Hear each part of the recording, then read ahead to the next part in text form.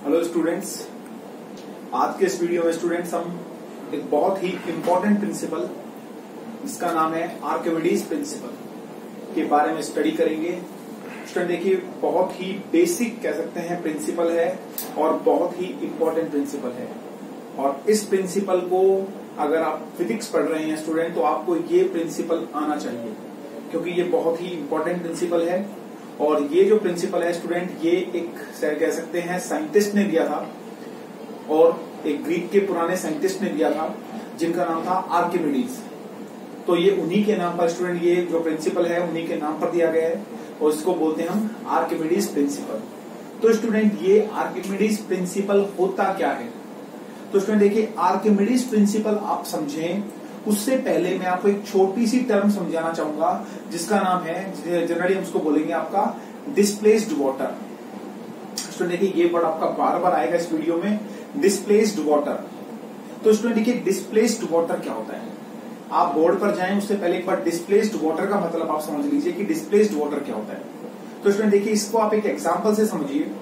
मान लीजिए स्टूडेंट, आपके पास कोई एक बकेट है और उस बकेट को आपने पूरा अप टू द ब्रिम, बिल्कुल किनारे तक आपने क्या कर रखा है, उसको स्टूडेंट बिल्कुल अच्छे से पानी से या किसी भी लिक्विड से क्या कर रखा है, अच्छे से उसको फिल कर रखा है। कि आपके पास कोई बकेट है और उस बकेट को आपने बिल्कुल किनारे तक क्या कर रखा है, उसको अच्छे से फिल कर रखा है, यानी उसके बिल्कुल किनारे तक कह सकते हैं पूरा पानी भरा हुआ है या कोई भी एक लिक्विड भरा हुआ है।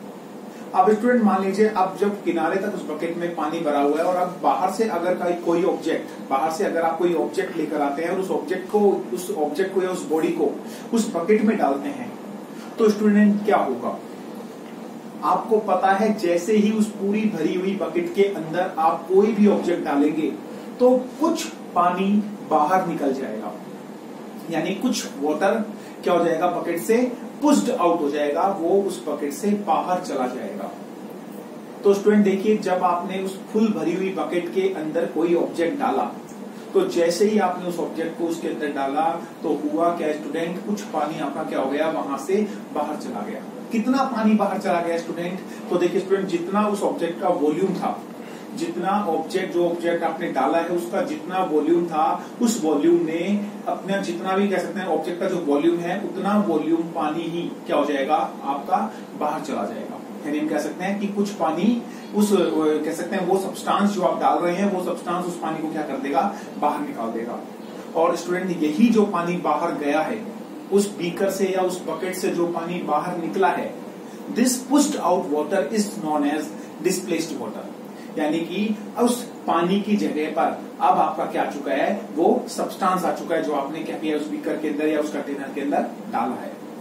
ठीक है स्टूडेंट, तो आप समझ गए होंगे कि डिस्प्लेस्ड वाटर क्या होता है, कि किसी भी फुल भरे हुए कंटेनर के अंदर जब आप कोई ऑब्जेक्ट डालेंगे तो वो क्या करेगा, आपका कुछ पानी डिस्प्लेस कर देगा। स्टूडेंट जरूरी नहीं है कि आपका बीकर या कोई कंटेनर आपका फुल एकदम अप टू द ब्रिम हो सकता है वो बीकर आपका या वो बकेट आपकी आधी हो, और उस वक्त अगर आप कोई ऑब्जेक्ट डालते हैं तो देखिए स्टूडेंट, पानी बाहर नहीं निकलेगा, बल्कि क्या होगा, आपका पानी का लेवल कुछ उस बकेट के अंदर राइज करेगा।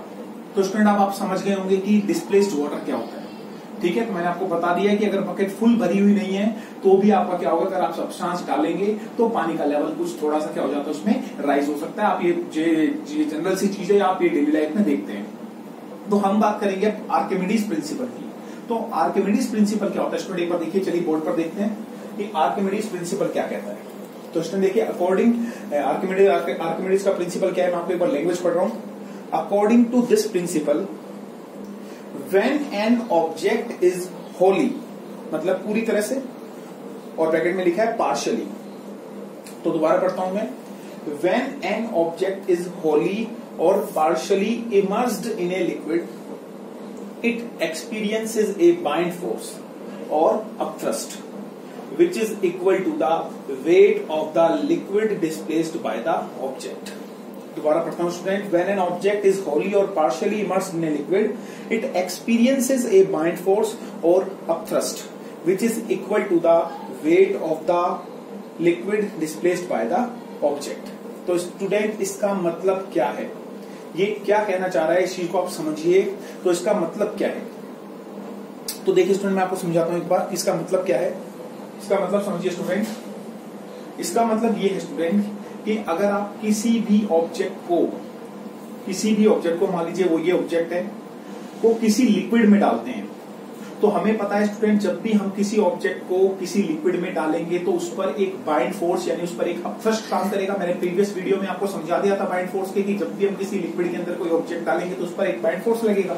मैं आपको एक्सप्लेन कर चुका हूं। तो स्टूडेंट अब मैं पूछना चाहता हूं कि वो बाइंड फोर्स कितना होता है। तो स्टूडेंट देखिए, आर्किमिडीज ने वही चीज बताई कि जब आप किसी ऑब्जेक्ट को किसी लिक्विड में डालेंगे तो एक बाइंड फोर्स लगता है, और वो बाइंड फोर्स कितना होता है स्टूडेंट। तो स्टूडेंट वो बाइंड फोर्स उतना होता है जितना वो लिक्विड डिस्प्लेस होता है, मतलब जितना वो लिक्विड बाहर निकाल देगा उतना ही उस ऑब्जेक्ट पर क्या लगेगा, बाइंड फोर्स लगेगा। बड़ा इजी है स्टूडेंट, देखिए थोड़ा सा ध्यान लगाइए, एक बार मैं आपको एक एग्जांपल से समझाता हूं। मान लीजिए स्टूडेंट कि ये आपके पास कोई बीकर है, कंटेनर है, मान लीजिए कोई कंटेनर है और इस कंटेनर के अंदर मैंने लिक्विड भरा हुआ है। अब मान लीजिए स्टूडेंट आप क्या करते हैं, आप एक किलोग्राम का पत्थर लेकर आते हैं, या कोई भी ऑब्जेक्ट का, कोई भी XYZ मास का आप कोई ऑब्जेक्ट लेकर आते हैं, कोई एक सब्सटेंस लेकर आते हैं, और उसमें देखिए आपने इस फुल भरी हुई बकेट के अंदर उस सब्सटेंस को डाल दिया। आपने इस फुल भरी हुई बकेट के अंदर या इस कंटेनर के अंदर उस सब्सटेंस को डाल दिया। तो उसमें जब ये फुल भरी हुई है तो आपको पता है जब आप इसको इसके अंदर डालेंगे तो कुछ पानी बाहर निकल जाएगा या कुछ लिक्विड उससे बाहर निकल जाएगा। अब उसमें जो लिक्विड बाहर निकला है आप उस लिक्विड को कलेक्ट कर लीजिए, किसी भी तरीके से आप उस लिक्विड को क्या कर लीजिए, कलेक्ट कर लीजिए। और कलेक्ट करने के बाद स्टूडेंट आप उस लिक्विड का वेट कर लीजिए कि जो ये लिक्विड बाहर निकला है उसका वेट कितना है। तो स्टूडेंट देखिए, जो उस लिक्विड का वेट होगा, जितना उस लिक्विड का वेट होगा वही आपका क्या कहलाएगा, उतना ही उस ऑब्जेक्ट पर जो आपने उस पानी के अंदर डाला था उस पर बाइंड फोर्स लगेगा। एक बार एक एग्जांपल से समझिए, इसको फिर से समझिए स्टूडेंट। मान लीजिए कि वो बीकर, जो मैंने एक बीकर लिया, एक बकेट ली, इसके अंदर मान लीजिए मैंने कोई ऑब्जेक्ट डाल दिया, मान लीजिए ये वो सब्सटेंस है, और जब मैं इस सब्सटेंस को इसके अंदर डालता हूं तो मान लीजिए जो इस बकेट से जो पानी बाहर निकला, मान लीजिए वो 2 किलोग्राम पानी बाहर निकाल देता है कि ये जो ऑब्जेक्ट है, जब मैंने इसको एक बीकर के अंदर डाला तो मैं मान लेता हूं कि इसने 2 किलोग्राम पानी बाहर निकाल दिया। 2 किलोग्राम पानी को इसने क्या कर दिया, बाहर निकाल दिया। अब उसमें देखिए मैंने उस 2 किलोग्राम पानी को इजीली लिया, और मैंने जब देखा कि ये पानी कितना है, 2 किलोग्राम है, तो उस 2 किलोग्राम पानी को मैं वेट निकालूंगा। स्टूडेंट क्या निकालूंगा, देखिए 2 किलोग्राम मास है और वेट निकालना मैंने आपको बता रखा है, वेट बराबर होता है m/g, mass into gravitational acceleration. तो 2 किलोग्राम को 10 से मल्टीप्लाई कर दीजिए, अब आपके पास कितना आ जाएगा स्टूडेंट, 20, यानी 2 किलोग्राम पानी का वेट कितना हो जाएगा, 20 न्यूटन। इसका मतलब जो पानी बाहर निकला है वो कितना है स्टूडेंट, वो 20 न्यूटन है। इसका मतलब जब आपने उस ऑब्जेक्ट को डाला तो उस ऑब्जेक्ट ने 20 न्यूटन पानी बाहर निकाल दिया, यानी 20 न्यूटन वेट वाला पानी बाहर निकाल दिया।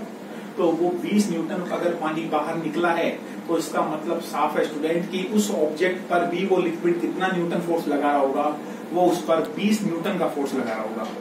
तो अब आप मेरी बात समझ गए होंगे कि आर्किमिडीज का प्रिंसिपल क्या कहता है। तो आर्किमिडीज प्रिंसिपल के अकॉर्डिंग जब भी किसी ऑब्जेक्ट को पूरी तरीके से, मतलब होली या थोड़ा बहुत, क्या तो आप पूरा डाल दीजिए या आप थोड़ा बहुत डाल दीजिए, जब आप उस लिक्विड के अंदर उस सब्सटेंस को क्या तो पूरा या थोड़ा बहुत डालते हैं तो उस ऑब्जेक्ट के ऊपर क्या लगता है, बाइंड फोर्स लगता है। और वो बाइंड फोर्स कितना होता है, वो बाइंड फोर्स जितना लिक्विड बाहर निकलेगा या जितना लिक्विड डिस्प्लेस्ड होगा, मैंने आपको लिक्विड डिस्प्लेस्ड लिक्विड के बारे में बता दिया है कि जितना लिक्विड डिस्प्लेस्ड होगा, जितना पानी बाहर निकलेगा, उतना ही स्टूडेंट क्या होगा, बाइंड फोर्स उस ऑब्जेक्ट पर लगेगा। मतलब आप उस डिस्प्लेस्ड लिक्विड का वेट निकाल लीजिए और जितना उस लिक्विड का वेट आएगा उतना ही उस ऑब्जेक्ट पर क्या लग रहा होगा, बाइंड फोर्स लग रहा होगा। इसको मैं आपको और न्यूमेरिकल से अच्छे से आगे क्लियर करूंगा। तो स्टूडेंट देखिए एक बार स्टेटमेंट पर आइए फिर से।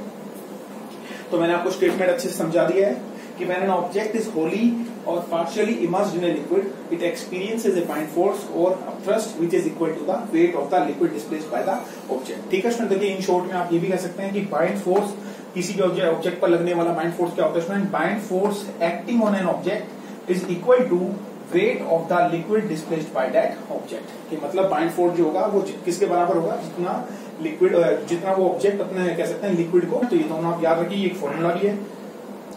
इसके अलावा स्टूडेंट देखिए मैंने इसको फॉर्मूला फॉर्म में लिखा है, फॉर्मुलेटेड फॉर्म में अगर आप देखें तो बाइंड फोर्स को हम शॉर्ट में BF से लिख सकते हैं। बी और देखिए स्टूडेंट सबस्क्रिप्ट में इसकी क्या लगा है, F लगा है। ठीक है, तो बाइंड फोर्स, F मतलब फोर्स, B मतलब बाइंड, C बाइंड फोर्स, तो बाइंड फोर्स, या इसको स्टूडेंट देखिए कई बार कई बुक के अंदर इसको बाइंड फोर्स को अपथ्रस्ट भी बोलते हैं और इसको यू से भी लिख देते हैं, तो आप कंफ्यूज मत होइएगा कि इसके दोनों ही सिंबल हैं, बीएफ से भी लिख सकते हैं और इसको यू से भी लिख सकते हैं। और ये किसके बराबर होता है स्टूडेंट? लिक्विड के वेट के बराबर। और आपको पता है वेट का फॉर्मूला क्या होता है? m/g। तो देखिए स्टूडेंट यहाँ पर वेट वर्ड था इसलिए इसका फॉर्मूला क्या हो जाएगा? m/g। तो बाइंड फोर्स का फॉर्मूला क्या होगा स्टूडेंट? u = mg या bf = mg। समझ गए होंगे आप कि बाइंड फोर्स का फॉर्मूला क्या होता है। अब देखिए स्टूडेंट कई जगह हम इस फॉर्मूले को यूज कर लेते हैं इजीली, लेकिन उसमें देखिए कई बार ये वाला फॉर्मूला आपका काम नहीं करता है। उस कंडीशन में देखिए एक और फॉर्मूला भी है, और वो क्या है स्टूडेंट? आपको पता है डेंसिटी बराबर होती है मास अपॉन वॉल्यूम। तो अगर मैं यहां से मास का फॉर्मूला निकालूं स्टूडेंट, तो मास बराबर हो जाएगा डेंसिटी इंटू वॉल्यूम। तो स्टूडेंट देखिए जब मैं यहाँ पर इस मास को रो इंटू वी से लिखूंगा, यानी इस मास की जगह मैं क्या लिख सकता हूँ? रो इंटू वी लिख सकता हूँ। मैंने आपको बताया डेंसिटी का फॉर्मूला होता है मास अपॉन वॉल्यूम, और मास का फॉर्मूला यहाँ से निकालेंगे तो स्टूडेंट क्या आ जाएगा? Density into volume.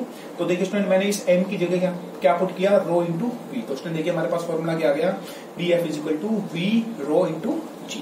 तो ये हमारे पास एक बाइंड फोर्स का फॉर्मूला और निकल कर आता है कि बाइंड फोर्स बराबर होता है V रो और G।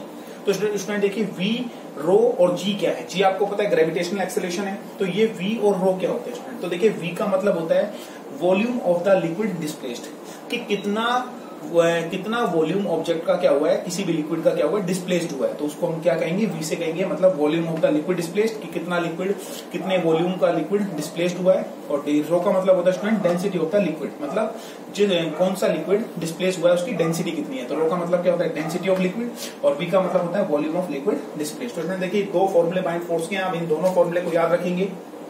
V = आप mg भी याद रखेंगे और BF = V rho into G भी आप याद रखेंगे। तो स्टूडेंट देखिए एक स्टेटमेंट मैंने नोट डाल के फिर से लिखा है कि बाइंड फोर्स कितना होता है। तो देखिए student the magnitude of buoyant force acting on an object immersed in a liquid is equal to the weight of liquid displaced by the immersed object. कि जितना ज्यादा हम कह सकते हैं बाइंड फोर्स का मैग्नीट्यूड या बाइंड फोर्स किस पर डिपेंड करेगा? बाइंड फोर्स डिपेंड करेगा स्टूडेंट, फिर से देखिए, the magnitude of buoyant force acting on an object immersed in a liquid is equal to the weight of the liquid displaced by the immersed object. मतलब जितना ज्यादा liquid displaced होगा उतना ही क्या होगा स्टूडेंट? उस पर लगने वाला बाइंड फोर्स होगा। तो अब आप क्लियर हो गए होगा कि आर्किमिडीज का प्रिंसिपल क्या कहता है। तो आप समझ गए होंगे कि इसके अकॉर्डिंग आर्किमिडीज क्या कहना चाहते थे कि किसी भी, तो स्टूडेंट आर्किमिडीज का प्रिंसिपल क्या कहता है कि किसी भी लिक्विड के अंदर अगर आप किसी ऑब्जेक्ट को डालते हैं तो वो लिक्विड को डिस्प्लेस करेगा, और वो लिक्विड जितना डिस्प्लेस होगा, यानी जितना लिक्विड डिस्प्लेस होगा उसका आप वेट कर लीजिए, यानी उस डिस्प्लेस्ड लिक्विड का जो वेट होगा वही उस सब्सटेंस पर लगने वाला बाइंड फोर्स होगा। तो अब आपको ये क्लियर हो गया होगा। अगर आपको इस वीडियो में कोई भी अगर डाउट है, कोई भी आपको कंफ्यूजन है, तो प्लीज आप मुझे कमेंट सेक्शन में पूछिए।